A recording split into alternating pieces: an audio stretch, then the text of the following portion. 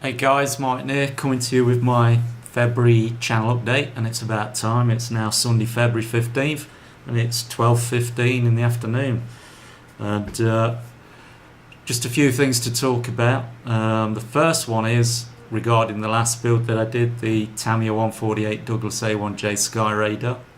If any of you guys have that kit in your stash, or you're thinking about buying it, or have been thinking about it and hummed and hawed about it, well, don't hesitate, just buy it, do it. And if you got it in your stash, do it, don't think about it. It's a fabulous kit, best kit I've modelled since I started January of last year, and it was my 15th build, and I just couldn't put it down. I can't say anything, I can't praise it highly enough. There she is, beautiful kit, goes together like a dream. And I really enjoyed doing that build, so just do it if you've got it. Alright, enough of that. When I was building it though, towards the end I panicked because I had a little bit drop of clear coat left when I wanted to clear coat over the decals before I did my weathering, and I usually clear coat the whole plane, but there weren't that many decals, so I just clear coated over the decals because the plane was already clear coated before I did the decals, and then I did my weathering so I could weather over the decals. They were protected. So I did go out and I stocked up with my gloss clear coat, so I got my usual Model Masters clear coat. I've been using that since I started modelling, and I have no problems or issues with it, so I'm not changing. If it ain't broke, don't fix it. I also, my airbrush, it was an airbrush that was bought for me by my wife Christmas of 2013, to prepare me ready for modelling in January 2014, and within a couple of months of using it, the 0.3 tip and nozzle just packed up. So I've been using the largest tip out of the three because the two smallest stopped working, and I've been using a 0.6 nozzle ever since. Well, I went out and I bought myself a 0.3 needle and tip, so I could start doing something a little more finer than what I have been doing. That sorts my airbrush out. Well, while I was in the modelling shop, you know how it goes. You got all those lines of models, and it's extremely tempting, even though you only wanted to go for a couple of pots of varnish or paint. Well, I was tempted to pick up a model, and I was tempted by this particular model because there's a lot of modelers presently doing a lot of heavy chipping on planes, on Mitsubishi Zeros, Japanese aircraft, and or the common one is the F4U Corsair. And it just happens that there was an F4U 1A Corsair sitting on the shelf by Tamiya for $27, and I had a $5 coupon, so it cost me $22, which is about £14, £14.50 in the UK. And I got the F4U 1A Corsair by Tamiya. So I'm going to practice some heavy chipping on that. It'll be my first time doing heavy chipping. I'll airbrush the airframe with a silver paint. I'll use the Tamiya X11 chrome silver. Then I'll clear coat that. Then I'll do the top coats on there, the navy blue, the insignia blue, and the insignia white. And then I'll scratch, scrape, whatever, to get that paint off to make it look like it's chipped and show the silver from underneath. It's just an experiment for me, but it's a beautiful kit. It's a Tamiya, and I'm sure it's going to go together. I'll do a inbox review of it before I build it. Now, other builds I'm thinking about entering is there's the Go Big or Go Home group build being hosted by DaMadModeler, and also Jermaine Hoskin is hosting a similar build. It's a 1/32 buddy build in the International Scale Modelers Forum. So to kill two birds with one stone, I'm going to do one 132nd aircraft, and it can be entered into both group builds. Now I have a choice of two 132nd scale aircraft that I bought last year. That's the 132nd Arado AR196A3 and the Revell BF109 G10 Erler, which I bought last August and showed in my August channel update. But I can't make my mind up which one to build for those two group builds. So if you guys want to choose one for me, the majority vote will be the one I build. So it's the BF109 G10 Erler or the Arado AR196A3. And I'm glad they're two German aircraft, because out of the 15 models I've built, 6 have been American, 6 have been British, 2 have been German and 1 Chinese.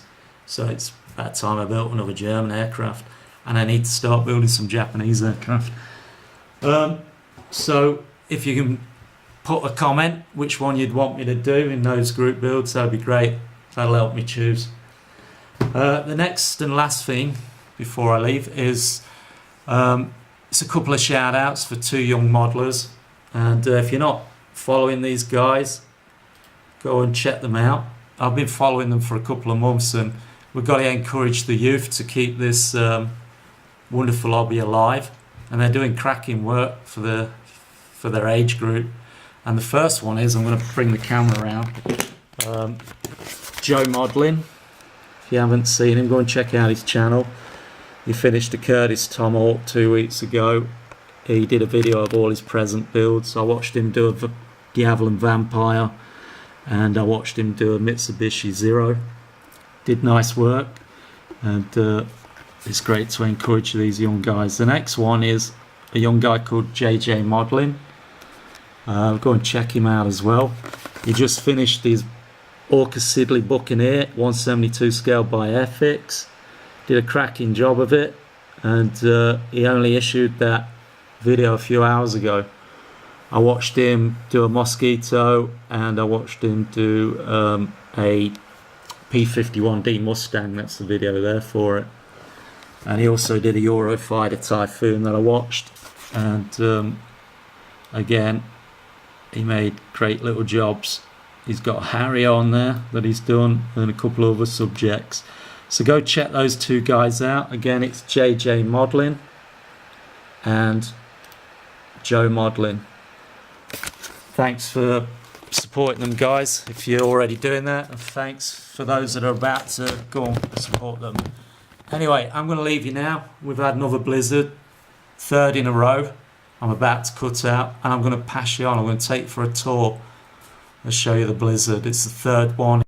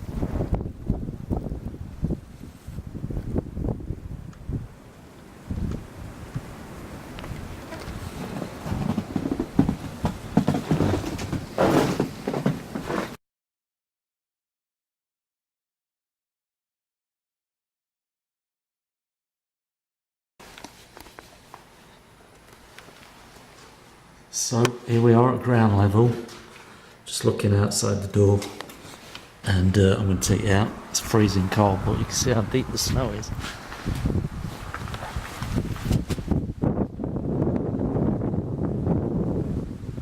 I'm going to put the camera in front of me so you can get an idea of me standing against the snow.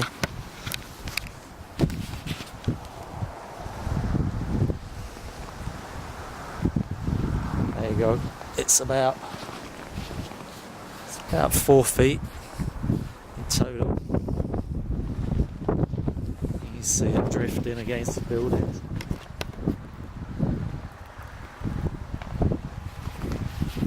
It's blowing a good wind. It's freezing cold. We'll have a little walk around.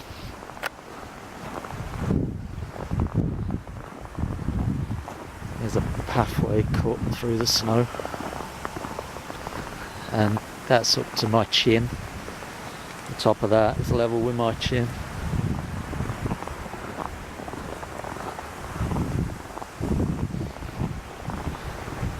So I'm just going to take a walk down to the end door. This is a condo unit where I live. It's 1/8 of a mile long.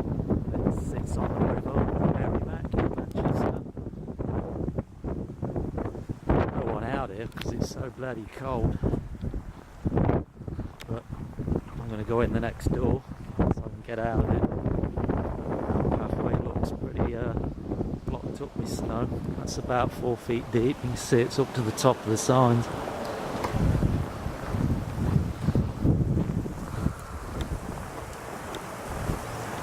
This is our third blizzard in 2 weeks. We had 28 inches in the first blizzard.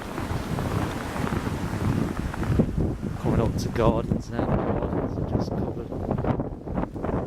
As you can see, it's pretty deep around here. The stop sign is 7 feet high over there.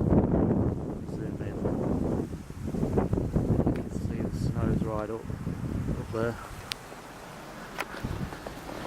Can't get through here. This path's just blocked. It's full of snow.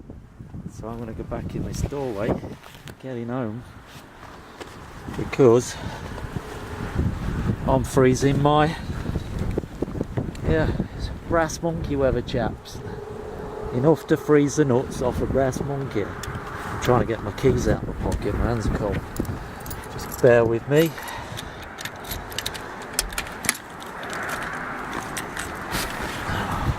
In the warm.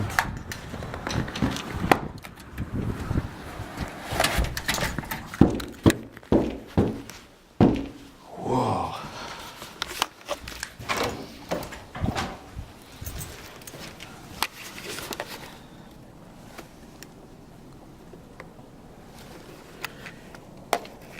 That's very deep snow. Yes, so we had 28 inches 2 weeks ago. At the weekend, 2 weeks ago from this weekend, and then last weekend we had another 18 inches, and this weekend we've had another 18 inches. So that's 64 inches of snow in 2 weeks, but it's not that deep obviously because it settles during the wind. It's just fluffy snow at the moment. It's great for skiing, but it settles down. I'm just going down the hallway to the elevator. I live on the 3rd floor, which is the top floor, and I live right at the end unit, so I get all the windows down the side of my unit. It makes it nice and bright. But glad to be indoors. Freezing out there. Oh, I should pick my mail up while I'm here.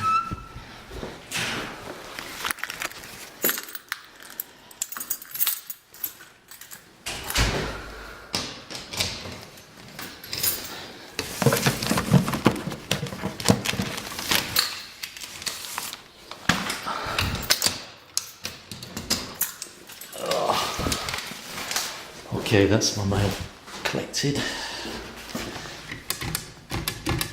Just punching in the security code so I can get back in.